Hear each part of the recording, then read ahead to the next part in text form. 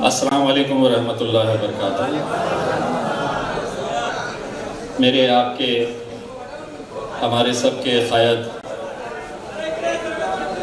जनाब बैरिस्टर असदुद्दीन अवैसी साहब, मजलिस इत्तेहादुल मुस्लिमीन के हमारे महाराष्ट्र के working president doctor Gaffar Qadri sahab, Sholapur में जिनको आपने ताकत बख्शी है, जिन्हें आपने अपनी मोहब्बतों से नवाजा है, मेरे छोटे भाई फारूक शाब्दी साहब, हैदराबाद के हमारे साथी शोलापुर के ज़िम्मेदार जनाब अनवर सादात साहब, मजलिस इत्तेहादुल मुस्लिमीन के तमाम कॉरपोरेटर्स, ज़िम्मेदारान और मेरे सामने बैठे मजलिस के शेरों,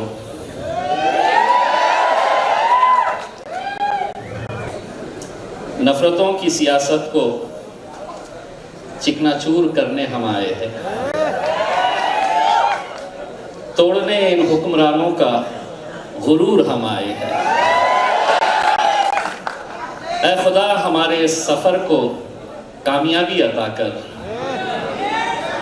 मोहब्बत का पैगाम लिए हम शोलापुर आए।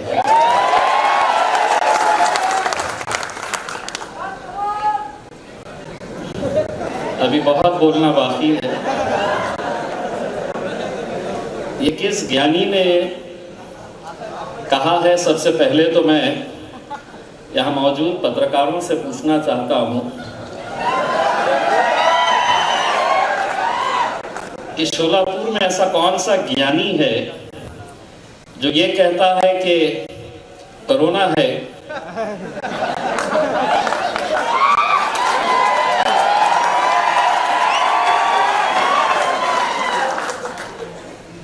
दुनिया बता रही,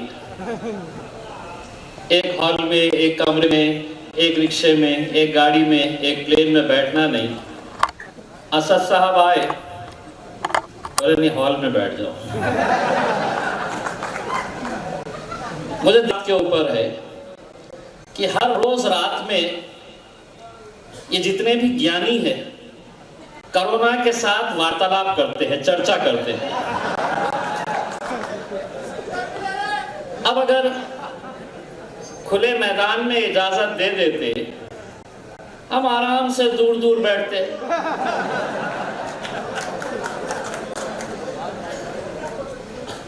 फारूक भाई, इजाजत किसने दिया? मैं उसको फूल पिलाना चाहता हूं।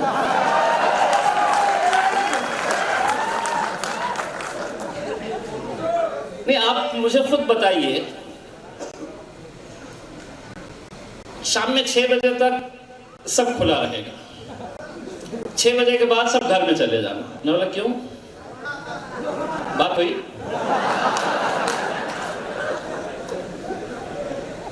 संडे के दिन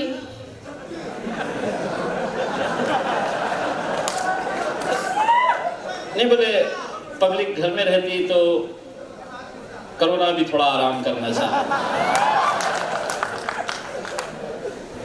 अब मैं इतना बहस कर रहा, इतना लड़ रहा था। ठीक है, हम भी जानते हैं कि कोरोना है, हमको पूरी एहतियात बरतनी चाहिए, लेकिन जब ऐसे फैसले होते हैं तो कहीं ना कहीं हमें भी लगता है कितनी ज्ञानी सरकार महाराष्ट्र के अंदर बैठी है। अगर 3 पहियों की गाड़ी के ऊपर चल रही है तो आप समझ सकते हैं कि उनके दिमाग का लेवल कितना होगा करके। आज हमें यहां पर शोलापुर में आना ये कई दिनों से तय था, और फारूक साहब ने बिल्कुल सही बताया है। महाराष्ट्र की पूरी जिम्मेदारी मेरे ऊपर और गफ्फार क़ादरी साहब के ऊपर। असद भाई बोले नहीं, शोलापुर मेरे पास रखूंगा मैं।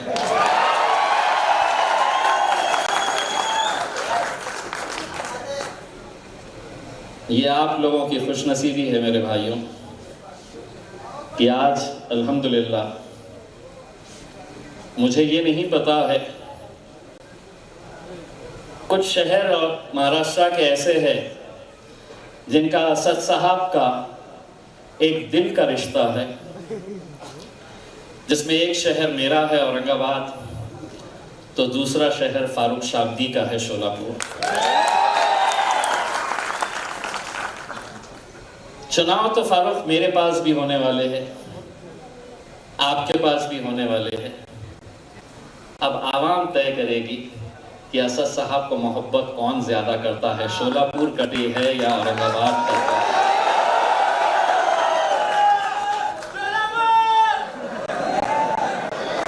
मेरी ख्वाहिश रहेगी आपकी इस बात के ऊपर मैं आमीन कहता हूं,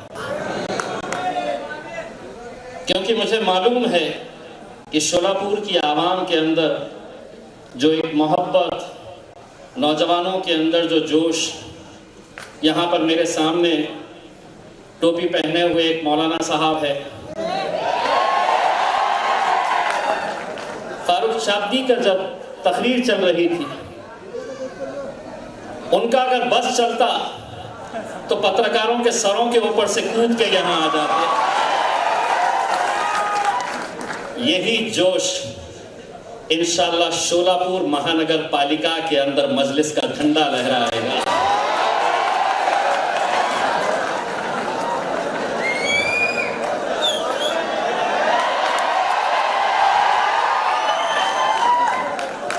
चचा बोले जान की बाजी लगाएंगे।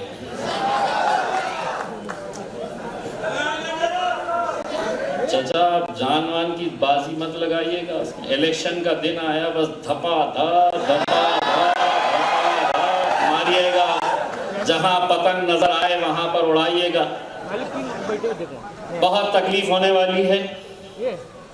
मुझे मालूम है फारूक भाई ने जो कहा है कि शोलापुर का माहौल बदलने वाला है, वो ये सोच रहे होंगे कि एक हॉल के अंदर आए हैं, हॉल भरा है, एक 8 दिन के बाद फिर से मौका दे डालो, मैदान में बुला लो, समझ में आ जाएगा कितने आते हैं।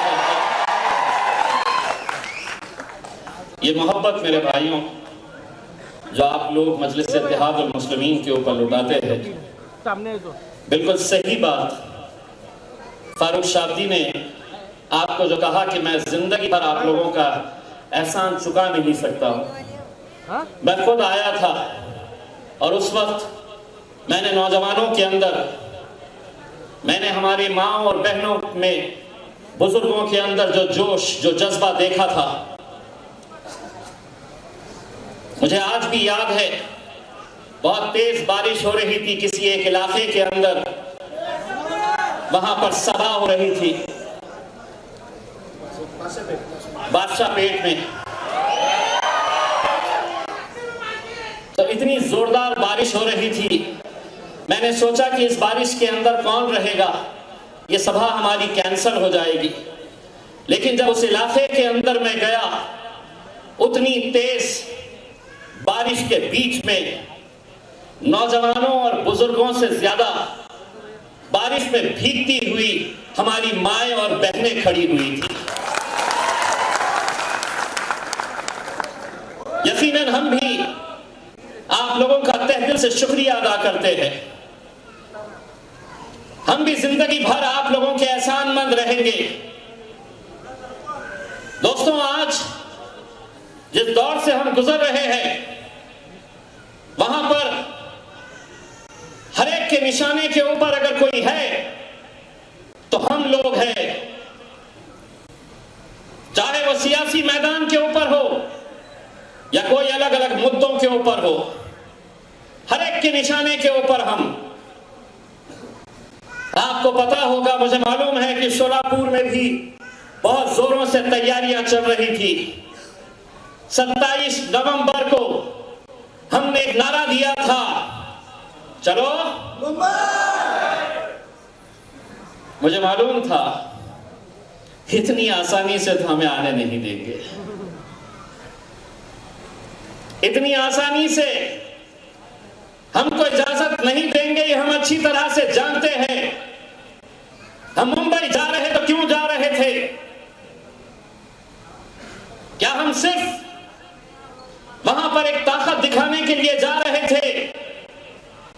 मुद्दों को लेकर आपके बीच में आ रहे थे। हमें मालूम था कि फूलों से हमारा इस्तेमाल तो किया नहीं जाने वाला, इजाजत तो हमें दी नहीं जाने वाली। ये हम अच्छी तरह से जानते थे। किन मंत्रियों के, किन राजनीतिक पार्टी के दबाव के अंदर मुंबई की पुलिस कुछ दिनों के बाद हमें एक पत्र देती है और कहती है कि 27 नवंबर को हम मुंबई में आपके चलो मुंबई के नारे को इजाजत नहीं देते। क्यों? कोरोना है बोले। सारा कोरोना ये हमारे पीछे क्यों लगा हुआ है? आप ये देखिए, पिछले हफ्ते शिवसेना जिसकी सरकार, जिसका मुख्यमंत्री है, औरंगाबाद में एक भव्य मोर्चा निकालते हैं। 2 मंत्री आते हैं, उसमें एक मेंबर ऑफ पार्लियामेंट मुंबई से आता है। एक मोर्चा निकालते हैं, पुलिस की परमिशन नहीं रहती है उसको, उसके बावजूद निकालते हैं। क्यों निकालते हैं ये एक अलग बात है। बताओ क्यों निकालते हैं? बोले महंगाई बहुत हो गई, वो कम करने के लिए हम मोर्चा निकाल रहे हैं। जो सत्ता में बैठे हैं, जिसका मुख्यमंत्री है, जिसकी हुकूमत महाराष्ट्र के अंदर है, वो कहते हैं कि हम महंगाई हो गई है तो उसके विरोध में हम मोर्चा निकाल रहे हैं। पुलिस की इजाजत नहीं रहती है तो मोर्चा निकालते हैं, सिर्फ इस बुनियाद के ऊपर कि तुम्हारी सत्ता है तो हमें इजाजत की जरूरत नहीं। 2 दिन बाद नागपुर के अंदर भारतीय जनता पार्टी बिना किसी इजाजत के नागपुर में मोर्चा निकालती है, आंदोलन करती है, कोई पुलिस की परमिशन नहीं रहती है। राष्ट्रवादी कांग्रेस के अजीत पवार साहब 3-3 सभाएं लेते हैं, बड़ी बड़ी सभाएं लेते हैं, तब कोरोना कहां रहता है? क्यों नहीं रहता है वहां पर? लेकिन हम अगर हमारे हक के लिए हम मुंबई आना चाह रहे हैं, आपको हम पत्र देते हैं कि हमको इजाजत दो, तो आप कहते हैं कि नहीं, कोरोना है इसलिए आपको इजाजत नहीं दी जा सकती है।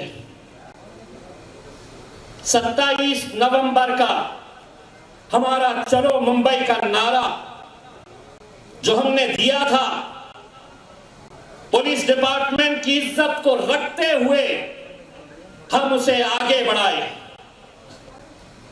लेकिन हमने कहा कि अब चलो मुंबई नहीं, अब नारा यह है मुंबई तो हम आएंगे, किसी सूरत में भी आएंगे। अभी आज पूरे महाराष्ट्र की आवाम को बैरिस्टर असदुद्दीन अवैसी साहब की इजाजत से मैं ये ऐलान करता हूं कि अब मुंबई का नारा चलो मुंबई, अब 11 दिसंबर को इंशाअल्लाह हम सब मिलकर चलेंगे। हम गाड़ियों में जाएंगे, गाड़ी पे कोई हरा झंडा नहीं, कोई नीला पीला झंडा नहीं, कोई भगवा झंडा नहीं। यौम आजादी के 75 साल हम मना रहे हैं। यौम आजादी का अमृत महोत्सव मनाया जा रहा है। महाराष्ट्र के जिस कोने से गाड़ी निकलेगी, हर गाड़ी के ऊपर हमारा तिरंगा रहेगा। उस तिरंगे को लहराते हुए हम मुंबई जाएंगे। पुलिस को हमने फिर से पत्र दिया है, दे दो, कोरोना से हम बात कर लेंगे कि 11 को थोड़ा आराम करो। और ये भी सुन लो, 2 तो आएंगे ना, 2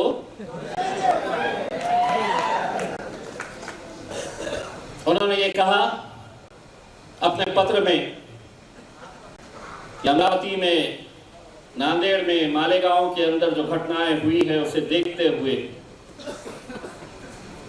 हम आपको इजाजत नहीं दे सकते हैं। मजलिस-ए-इत्तेहादुल मुस्लिमीन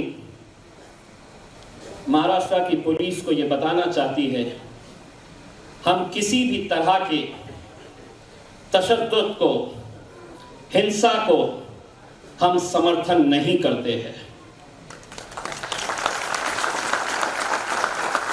लेकिन इस मुल्क के अंदर डॉक्टर बाबा साहब अंबेडकर के संविधान ने इख्तियार दिया है मुझे, जो इख्तियार उद्धव ठाकरे साहब को दिया गया है, अजीत पवार साहब को दिया गया है, वही इख्तियार इम्तियाज जलील को भी दिया गया है, असदुद्दीन अवैसी साहब को भी दिया गया है। कानून दो अलग अलग कैसे हो सकते हैं कि तुम्हारे लिए अलग कानून, मेरे लिए अलग कानून? ये कतई हम बर्दाश्त नहीं करेंगे। हम आ रहे हैं मुंबई, तो क्यों आ रहे हैं?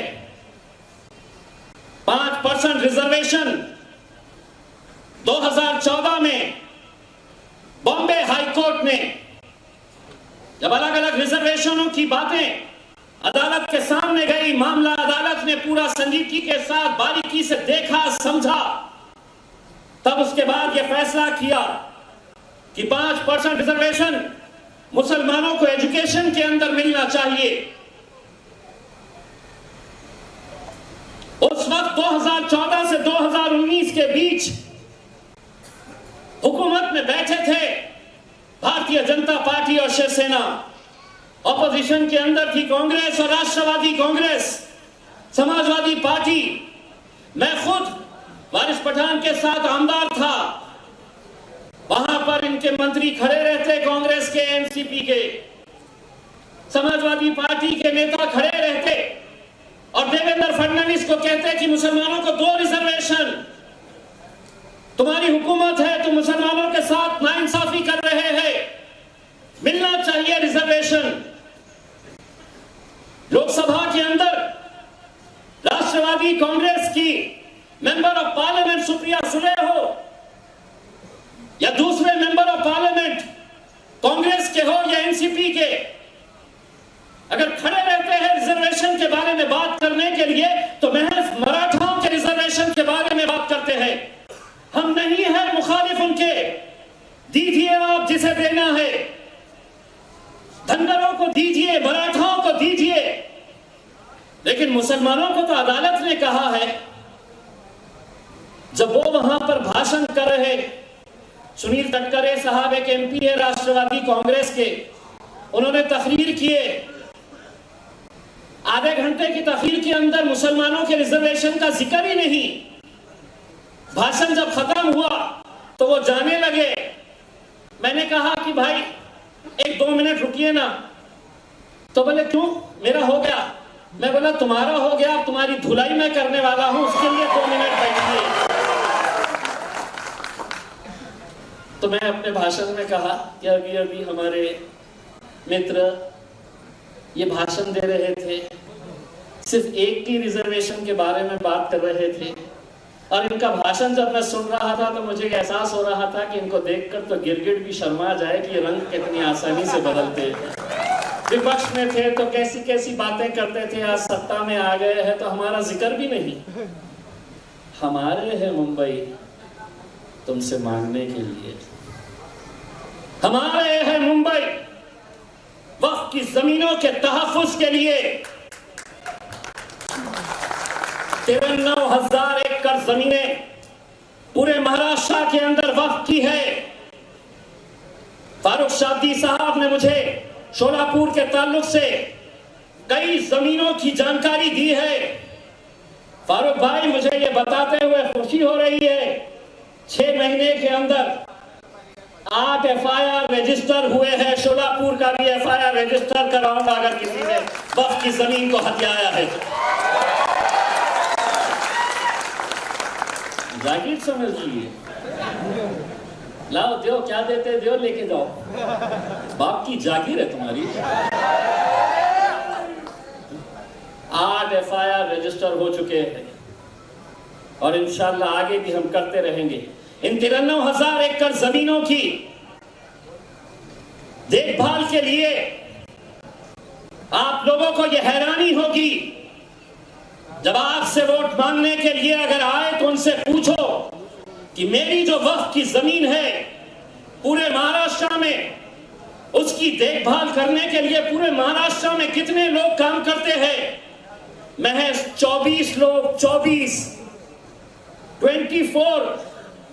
इसका मतलब साफ है, हुकूमतें किसी की भी हो, ये वक्फ की जमीनें हम मुसलमानों से लेके रहेंगे, अपने बेटे को देंगे, अपने भांजे को देंगे, अपने भाई को देंगे। आज कितने ऐसे शहरों के अंदर बड़े बड़े धन्ना सेठों ने बड़े बड़े कॉम्प्लेक्सेस बना लिए हैं और उस कॉम्प्लेक्स के सामने मुसलमान एक पंचर की दुकान डाल के बैठा हुआ है, चाय बनाने की दुकान डाल के बैठा हुआ है। अगर वो जमीनें हमें वापस मिल जाती है, हम उसके ऊपर स्कूल खोलेंगे, कॉलेजेस खोलेंगे, हमारी बहनों के लिए हम हॉस्टल्स खोलेंगे। ये जमीनें हम इंशाल्लाह लेके रहेंगे, तुम्हारे अच्छों से भी हम लेके रहेंगे।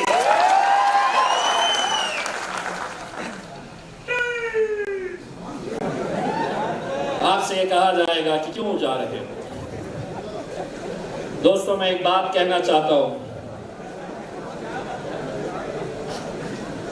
मैंने ये कहा था कि मेरे सामने बैठे शेरों, तो एक साहब सही समझ लिए शेर है करके आवाजें शेरों के जैसी निकाल। तो मैंने ये बात कही है कि हम लोग 11 दिसंबर को इंशाल्लाह गाड़ियों के काफिलों के साथ हम मुंबई में जाएंगे और वहां पर पूरा अमन तरीके से, शांतिपूर्ण तरीके से हम जाकर हमारे जो सवाल है वो सवाल हम उठाएंगे। हम पूछेंगे जो सरकार में बैठे हैं कि आप हमारे वक्फ की जमीनों के ताल्लुक से क्या फैसला करने वाले हैं, आप हमारे 5% रिजर्वेशन के बारे में क्या करने वाले हैं। और एक बात मैं यहां पर तमाम मुहिब्बान मजलिस को कहना चाहता हूं, ये हमारा कोई सियासी मुद्दा नहीं है। हम मुंबई जा रहे तो इसलिए नहीं कि पूरे मजलिस वाले जा रहे।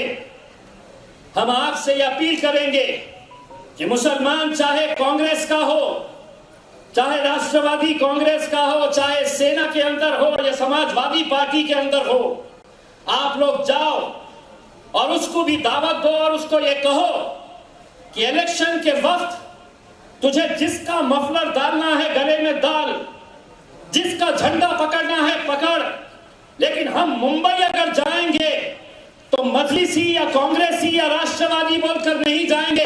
हम वहां पर इकट्ठा होंगे तो मुसलमान बोलकर इकट्ठा होंगे और मुसलमान बोलकर जाएंगे। दोस्तों, ये चीज जब तक हम नहीं करेंगे, आज अगर किसानों का बिल वापस लिया गया है,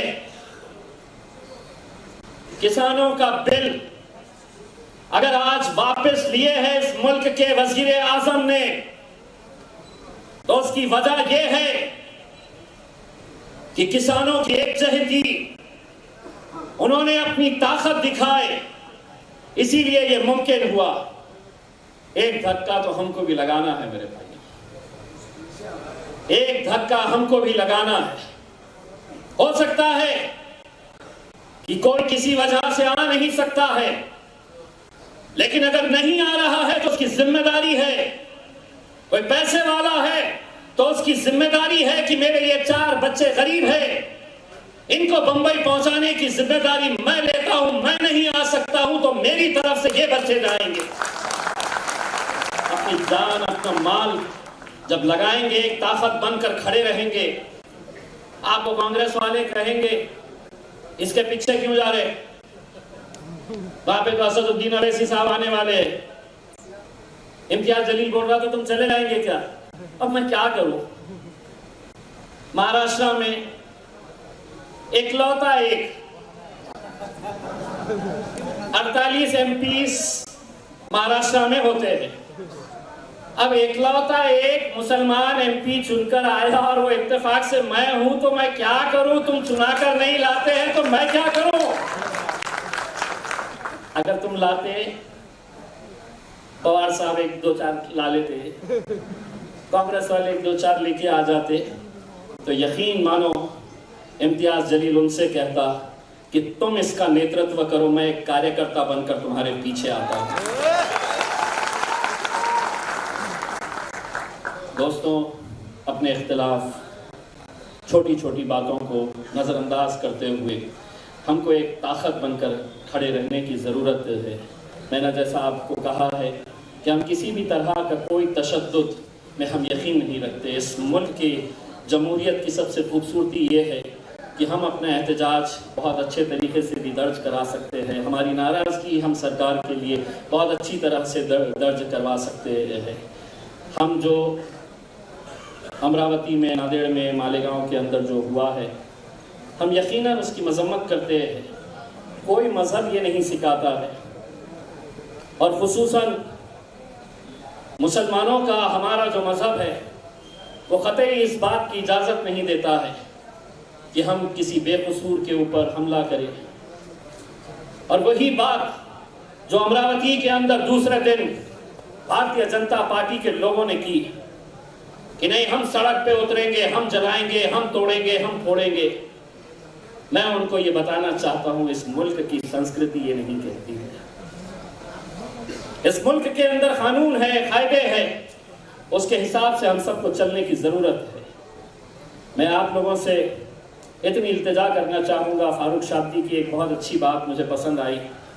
उन्होंने कहा कि बहुत सारे ख्वाहिशमंद हैं। यकीनन फारूक भाई, बहुत सारे ख्वाहिशमंद उसी पार्टी के अंदर होते हैं जिसमें उन्हें कामयाबी नजर आती है। और जब वो देख रहे हैं कि शोलापुर के अंदर पतंग कैसी लहरा रही है, कैसी उड़ रही है, तो यकीनन बहुत सारे लोगों की ख्वाहिशें रहेगी। लेकिन हम अगर मजलिस से मोहब्बत करते हैं तो हम ओहदों से मोहब्बत नहीं करना चाहिए, हम अपने पोस्ट से मोहब्बत नहीं करना चाहिए। आज बैरिस्टर असदुद्दीन अवैसी साहब यहाँ पर सामने बैठे हैं, हमारे सबके कायद है। अगर उन्होंने मुझे अभी कहा कि अब महाराष्ट्र का सदर इम्तियाज जलील नहीं रहेगा, ये लड़का जो टोपी पहनकर बैठा है ये रहेगा सदर, तो इम्तियाज जलील लब्बैक कहेगा उसको।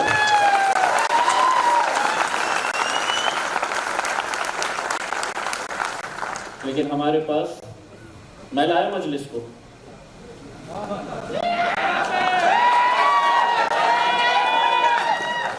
मेरी वजह से चलती, मैं देखता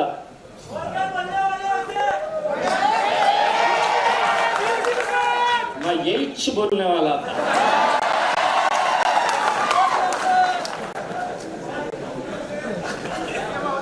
औरंगाबाद से टिकट ले ले बताती हूँ। मैं आप लोगों से सिर्फ इतनी इल्तिजा करना चाहूँगा कि फारूक शाब्दी अल्हम्दुलिल्लाह जो काम कर रहे हैं, और मुझे ये बड़ी खुशी है इस बात की कि फारूक शाब्दी ने शोलापुर में इतने कम वक्फे के अंदर सिर्फ भीड़ इकट्ठा नहीं की है, उन्होंने लोगों का दिल जीतने का काम किया है।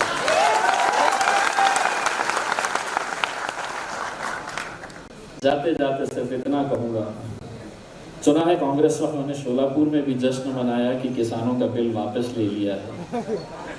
28 दिन से सुना है कांग्रेस भवन के सामने बहुत सारे किसान आंदोलन के ऊपर बैठे हैं। वहां की बड़ी फिक्र, तुम्हारे भवन के सामने बैठे हैं। 28 दिन हो गए, 28 दिन से बैठे हैं, तो वहां का नहीं।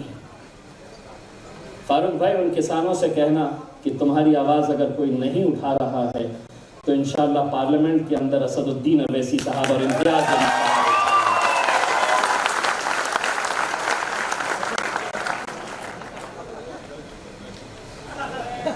और यहाँ की जो पुलिस है क्या, अगर इजाजत दे देती है तो हम खुद जाएंगे असदुद्दीन अवैसी साहब के साथ और उन किसानों को यकीन दिलाएंगे। अब इतना बोल दिया हमने, आपको ऐसा लग रहा है सिर्फ इतने ही लोग सुन रहे? कांग्रेस भवन में हर एक के हाथ में मोबाइल है, सुन रहे कि हमारी कैसी राष्ट्रवादी वालों की पूरी हो गई। अरे बाप, मेरे बाप का भी नाम लिया।